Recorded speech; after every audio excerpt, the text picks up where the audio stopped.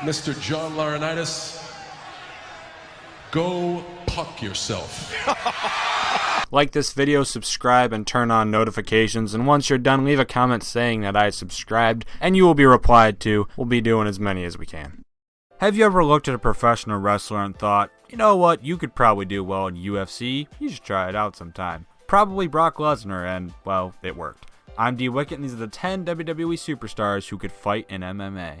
Number 10, Rusev. Let's take an honest look at Rusev and all come together and admit that if anyone had the overall versatility, it's him. He's that big, he's that strong, he's that goddamn agile. Rusev is deceptively quick to the point where if he weighed just a little bit less, I bet he could do the moonsaults and the big splashes, and he would act as a heavyweight wrestler doing flippy cruiserweight shit, and I would love it.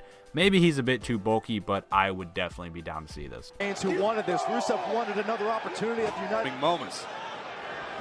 These two men have been have so much disdain and scorn between the. Not forgotten that night, has vowed to win the title back. Oh, kick right to the rib cage. And it's Rusev. Oh my goodness! Big sport. Yeah, and two heavyweights who can't stand each other. There any such thing as out of harm's way? Oh man, he went for the drop. These men know each other so well, so many battles. Oh, face array. Head. Again. And Reigns driven. Oh, spear and ran into a kick. A tap out with the United States Championship up for grabs. Rusev with all his weight. The extension of Roman Reigns' shoulders.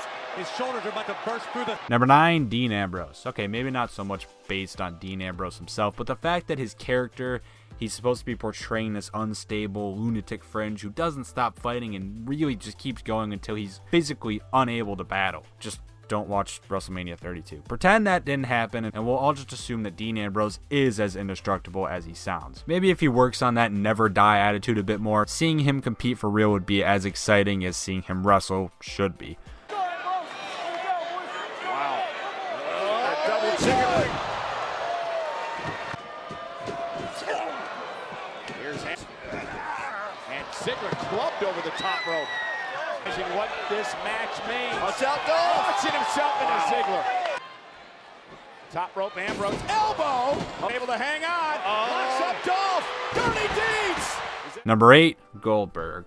Goldberg. Competitive fire entrenched in their DNA. And Goldberg definitely not afraid of Brock Lesnar. Everybody else in the world. That chant could probably get over in Bellator. Who cares if Goldberg is old? He's a man made of pure muscle and terror. For a 50-year-old legend, he looks like a goddamn superhero right now, and I would love to see how he reacts in a real fight. He may not be very technically sound, which William Regal would know better than anyone, but he definitely could outpower a few motherfuckers. Competitive fire entrenched in their DNA. And Goldberg definitely not afraid of Brock Lesnar. Everybody else in the world. And Brock Lesnar looking to establish dominance. And Goldberg dropping Lesnar. Fear from Goldberg. And a spear. Goldberg hit Lesnar with a spear. Goldberg again with a spear. 2 spears to Lesnar. Goldberg looking at the jackhammer. A jackhammer to Lesnar. Goldberg returns to the ring and absolutely destroys the beast. Number 7, Shinsuke Nakamura. The king of strong style is fucking strong. He's deceptively strong, actually, but that's not what we're focused on here. Obviously, the main thing Nakamura would be able to do if he were to show up in MMA tomorrow would be his strikes. Shinsuke is an incredible striker. That's what strong style is all about. Kneeing you fucking hard in the fucking head for fucking ever. Nakamura could probably get a KO or two with an un-kayfabe Kinshasa. Not sure how legal it is, but I'd love to see it, and so would you. No intimidation whatsoever. Oh, Nakamura could win SummerSlam. Nakamura coming out. Got it. Mahal able to strike at any angle. Oh, no opportunity. Number 6, Daniel Bryan. Oh, this might be awful. But hey, if you think you're able to fight and for some reason no other pro wrestling company is down to let you perform either, which is really stupid and unlikely hypothetical, then he can take his technical prowess to real fights. You know what? This may seem kind of cool in theory, but just with insane wrestling technical ability, you assume he might be able to translate it over well. Meh, this should probably be a dishonorable mention. Fun thought, though.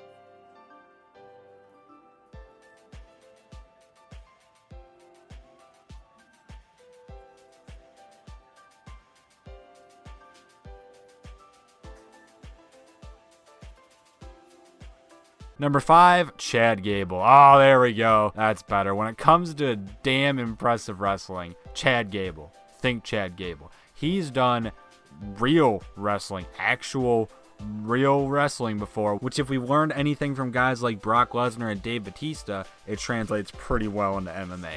Chad Gable's talent inside the ring is undeniable. I mean, he's a goddamn Olympic athlete, just like Kurt Angle, and he does the ankle lock. And he did a moonsault on SmackDown. Why wasn't he Kurt Angle's son? In the recent past, the Usos have attacked Chad Gable's left knee, putting him on the shelf temporarily. He didn't want to turn this into a fight. He wants to keep this a wrestling match, which this Olympian Gable, that is his strength. I was able to put my differences aside, yes. From past experience, I can tell you it meant so much to me. For 2005. Number 4, Braun Strowman. Braun. If the Goldberg chant somehow didn't get over, I guarantee UFC will have a field day helping Braun yell his own name while throwing their arms in the air like he's accomplishing something. Braun Strowman is tall, Braun Strowman is muscular, and Braun Strowman is sort of smart. And for all of these reasons and more, please fight people for real, Braun. I would love it so much if hashtag Twisted Steel and sex appeal got in a real fight.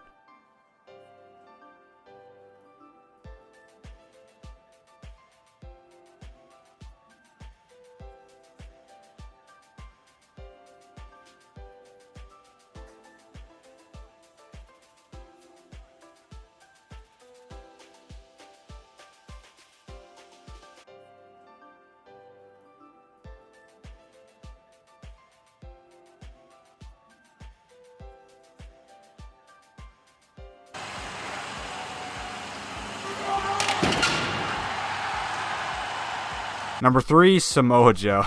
Samoa Joe is insanely stupidly intense. And I, for one, would love to see him in a real fight. In fact, of all the people on this list, I think Samoa Joe is the one that I'd like to see fight everyone else on this list. Can you imagine an actual fight brewing between Samoa Joe and Braun Strowman? Holy shit, that sounds awesome. Joe Gable would be exciting. Joe Nakamura. For real. Holy shit. Take my money. Number 2, Asuka. Asuka's gonna kill you.